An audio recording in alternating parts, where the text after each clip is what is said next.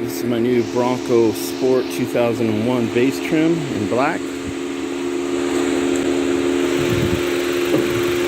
Here's the engine. It's a really tiny guy. It's only got a 3-cylinder engine, which normally I'd shy away from, but it's got a turbo on it, and generates, you know, in the 180-ish range of torque. And lower my window here. Torque and horsepower. So it's driving around, it seems to be adequately powered. Like when you step on it, it'll go, but sometimes there's a little bit of a lag, and I do notice the sport mode, which I'll go over, helps with that. Comes with pretty nice tires. Again, this is just the base model. Angle of attack is good. I think that the height of this is only about 7.8. Like you look at that Subaru over there, and that's got 8.7. So the base trim, you know, isn't super trail worthy or anything. It's kind of neat in the back here. You've got this reminds me of my old Honda Element.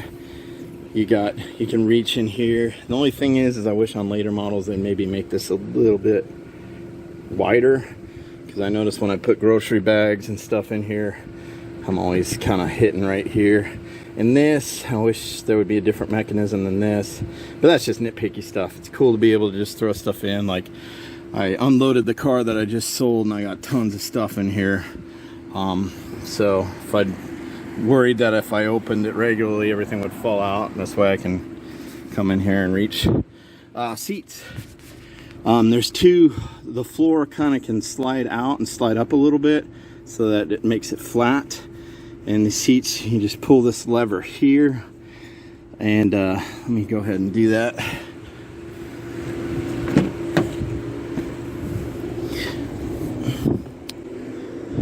Or you push it. Excuse me, push this. That should. Yeah, there it goes. I gotta figure this out here. Oh, it's because I got the seat back. But anyway, this will slide forward. There we go. So one of the reasons I bought it, I was going to do this with any car. This isn't necessarily exclusive to the Bronco or anything. But I can fold these seats flat. I can push this all the way up. I can put like a cooler right there. Put like some kind of flat surface here, and I can just barely get away sleeping in it. So that's one of the things. I have to go up to Flagstaff a lot, and a lot of times I go up Saturday or Friday and have to come back Sunday. So here I'll just go ahead and just do a little camping. I can coat the base model can tow 2,000 pounds. I have to get a tow hitch installed though. The upper model with the bigger 4-cylinder turbo can tow 2,200 pounds. So not a lot of towing capability, but enough for maybe a small utility trailer or a pop-up. All right, inside. Well, first of all, yeah, I'll do it inside. Got the AC going. AC works great. I'm in Phoenix. It's not the hottest part of the summer. It's kind of in September, so it's kind of waning. But for 104, you know, my son grabbed a towel and said he needed a blanket because I had the AC cranked up. That's all good. When you drive it, when you look out over the hood, it really reminds me of an old International. I used to drive those in the 90s. Every once in a while, late or early 90s, and they were pretty cool. And as far as like roominess, it reminds me of I knew someone who had one of the early Mercedes SUVs. They looked really small on the outside, and then when you got in, it was pretty roomy. Just kind of how this reminds me. As far as again the drive, let's do the GOAT modes, and I'll explain that. Here's your go over any terrain, little toggle switch. And you got normal in the base model, eco, which I haven't tried yet, sport. Sport definitely makes a difference. As far as this thing drives, it's adequately powered, but I do notice a little lag sometimes. But in the sport mode, it tends to not lag. You step on it and it'll go, which is nice. And then you've got slippery and sand. So sand maybe you could use with snow. And some of them do things. I turn the traction control off and stuff. I'm still playing with the controls. AC I do like. It's got a nice little toggle switch here for these vents. It works really well, which is good. Hazards right here. Turn off that stupid auto stop start feature when you come up to a stop. It turns off the engine. All of us hate that, but the green people are making us put it in. You can control audio stuff here. This screen display, I like it. It's not real big. It's out of your field of vision, and it's pretty responsive as far as doing things. It's got good connectivity, like YouTube. I had a Subaru Ascent, and I couldn't control the YouTube forward and back, I don't think. This one, once it's synced up, you play YouTube, and then you can control everything from here, which is nice. As far as the gearbox, it's a little weird. It's just a dial, which I'm not used to. Parking brake is right here. A lot of cars have it, but one thing that's different, it doesn't have like a little light here. The light's actually up here, you can see it. And also you don't get the cool little goat mode animations on the base model. It's got a fair amount of space in the glove compartment. This is nothing special, but it works fine. Other controls here. I'm not sure about adaptive cruise control on this base model. It might have it, it might not, but it's got cruise control and it's got eyesight, lane departure and all that good stuff. More controls over here. I haven't really played around with toggling the screens yet. I gotta do that. And then your standard kind of controls here. One thing that's annoying is if you have somebody in the back, like a little kid, every time you turn off the engine, it gives you a little warning here that says, hey, you got something in the back. So that's kind of a bummer.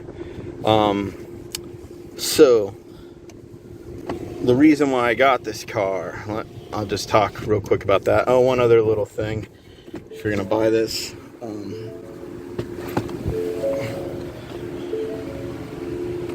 this is how you open the gas. You just press on it. For some reason that threw me for a minute. So there it is. Why did I buy this? Basically, I was looking for something that could do limited off-road stuff, like light trails and stuff like that. I wanted something at about 30K. I wanted something that had good cargo space where I can put like furniture and stuff in it. This won't take a couch, but it'll take a lot. I wanted something that was kind of fun because this is going to be the car that I drive if it mechanically holds up for a long time. And I wanted something kind of reliable. Now the Escapes, I'm not sure, like a CRV or a Toyota is probably maybe a little more reliable than this is going to be. So I might have screwed up there. But anyway, it looks really sharp too. That's a bonus. So that's kind of what I was looking for. And this went up against the CRV, the RAV4, a Subaru Forester. Now, why did I just get the base trim of this? You know what? If they would have had on the lot when I went in there, basically my car exploded. I needed a car. I was obsessing about it. I just wanted to get it done. I wasn't desperate, so I would have walked out if I got a cruddy deal. I kind of did. I'll explain that in a minute. But the base model is what they had, and I'm glad that they didn't have a higher model because I probably would have given in and bought it, and that would have been close to like 40 or 45,000 currently with the shortages and what the dealers are jacking the prices up to, and they're not budging, man. For mine, they wanted 5,000 over MSRP. I'm like, no, I'm not paying that, and I didn't pay that. But did I get a good deal? No, I did not. They're going to try to screw you three ways right now. Pretty much any car dealership. They're going to try to charge you MSRP, and they're going to over accessorize everything. You're going to pay for a bunch of plastic, stuff. So it's kind of cool that I got the base. The Grand Banks trim would have been okay. I think that's what it's called, the next level up. But mechanically, it's exactly the same as this. It's got a remote start, but you can have an app that does that. You know, on your key if you didn't. By the way, this has just a normal key, you know, which I kind of like. The only thing is I hate these giant fobs that they attach things to. Am I seeing it here? See how big this is? Like my Subaru Ascent, when this was in my pocket, I was always, whenever I'd bend over, if I was close to the car, I'd hear it go beep, beep. I haven't had that problem with this yet, which is good because that would have driven me crazy. So anyway, I went with this one because it's got the light off-road capability. It's not like an off-road car, but it can handle like forest trails and stuff like that. It drives good in the snow. It's, you know, they call it four-wheel drive. It's all-wheel drive. And the upper trim supposedly can torque vector 100% of the torque to one wheel. I don't know if I believe that or not. This model can't do that. You're probably looking at about like 50% to the back and maybe 25% to each wheel. And then as far as cargo space, you know, CRVs, RAV4s, they all kind of do a good job. But this one reminded me of a Honda Element, which I had for a long 15 years, and it was just a great car. I loved it. The cool factor, it is cool. I might regret falling for that. But it's a cool ride, and I plan that if, as long as mechanically it holds up, I'm going to drive this for a long time. You know, at one point I can put bigger tires on it. You know, it'll never be like a, you know, high-end subcompact that can do like off-road stuff. I can put the bigger tires on it, but I doubt that I'm going to pay for putting a double clutch back there, if that's even a possibility like the upper trims have, which would be what I need. It's going to be hindered by this engine. You're just not going to be able to drive that much torque. But for the stuff I want to do, you know, camping in late spring, fall camping up in northern Arizona, I think this can handle the trails fine, as long as it doesn't like pour rain and get all muddy or catch a light snow in spring. But so we can handle the forest trails. You know, I can drop off my kid and hang out in the forest for a day or two. You know, as long as I got phone connectivity, I can do stuff, but you don't care about all that.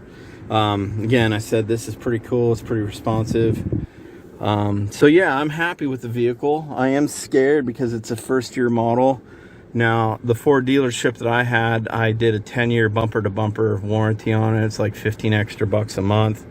Highly recommend doing that because it's a first year and you just don't know what's going to happen. There are horror stories where people have bought these, and from what I'm hearing, you know, most of these are pretty good, won't give you any problems, but you know, there's always those lemons out there, and you're probably going to get a little bit higher percentage chance of getting a lemon of one of these than, say, a CRV, which has been out and driven for 10 plus years and, you know, refined all the way. So there's that. I recommend getting a full 10 year, but then again, there's still part shortages. So what I'm worried is something will go wrong with this car. It is a little risky getting a first year model. And even though you've got all this warranty and stuff, the hardcore of it all is the part they need is going to be 2 weeks out, and you're going to be out 2 weeks for a car. Now, supposedly, the warranty has a loaner built into it. So hopefully I won't have to find out anytime soon. So this is the Bronco, black and Phoenix. This is what they had. It's not my preferred color. The base trim, you only, I think, get 4 colors. If you go up to the next trim, which is just the base trim, just a little nicer on the inside and different paint options, they've got an Area 51 color that looks pretty sharp. And then if you go to the Badlands cover, or not cover, but trim, they've got, I think, I'm not sure if they have yellow. That might have been on the first year edition, which is all sold out. But they have some pretty cool colors up there. But yeah, hopefully it'll be a good car. If you're considering it, I'd also look at this, because the dealers are jacking the prices up. And yeah, this is how they'll screw you if I didn't say this. You know, they want it over MSRP, and they're not going to budge because they know they can sell them for that. And then the standard ways they screw you is if you're trading in a car, they'll try to screw you on that. And then financing, you're not, if you finance through them, they're going to take a couple points. So be aware of that. I did not get a good deal on this. I didn't pay the absurdity cost that they were going to do. They worked with me somewhat, but I'm not that great of a negotiator anyway. So that is my ride. Yeah, if you have any questions or comments, leave them down below, and I will try to answer them. All in all, it's a pretty peppy little car. I mean, it does have a little bit of lag when you will step on it.